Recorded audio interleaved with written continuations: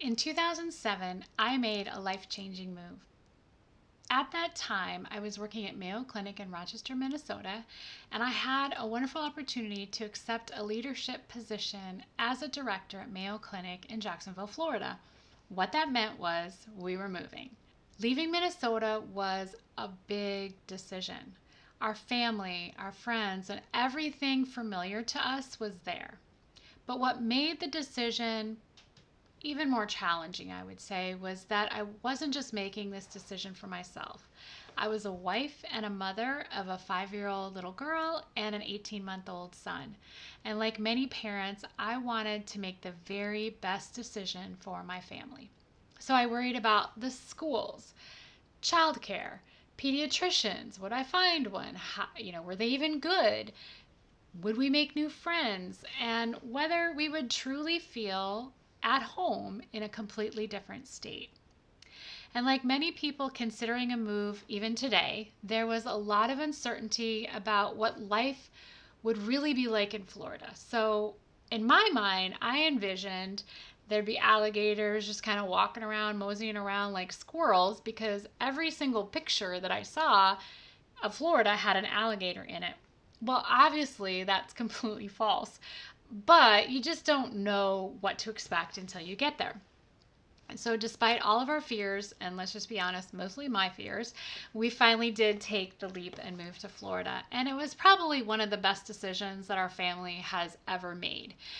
When we arrived in Northeast Florida, we really quickly discovered something special. It was a place where families could truly thrive.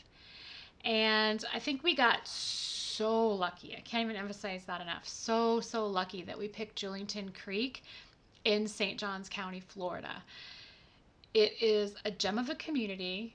And as I think back and kind of in retrospect, the only decision that I question about that time in our life is we moved from Minnesota to Florida in July. So that was a little crazy. But it was survivable, not gonna lie. I spent the first summer poolside. It was terrible. Or at the beach. In fact, we probably visited every single beach within an hour of our house that very first summer. So, you may want to, think about September, October, but if you come in the middle of July, it's survivable. You just have to live by the pool. But we truly were so blessed because this area is not only known for the beaches and the pools, it's also known for the beautiful oak trees like you see in the movies where they kind of arch over the trees. The waterways, the walking trails, the pet parks. We talked about the beaches already, but that's really why everybody moves to Florida. They're beautiful. But what I think is probably the coolest thing that you really don't hear a lot about is it's really located between the St. Johns River and the ocean. So you really have the best of both worlds. You have kind of like that boating, river life, fishing, and then you have that ocean salt life, which is super cool, best of both worlds. The outdoor lifestyle is incredible, but probably what impressed us the most as a family was that sense of community that we felt immediately. This is a community. And we found excellent schools, top-rated public schools. Let me say that again, top-rated public schools. So think of the savings on tuition. And that opportunity for our children to grow up enjoying experiences that kind of most Americans dream about nowadays. That used to be kind of something of the past, but it's here in this community and it's amazing.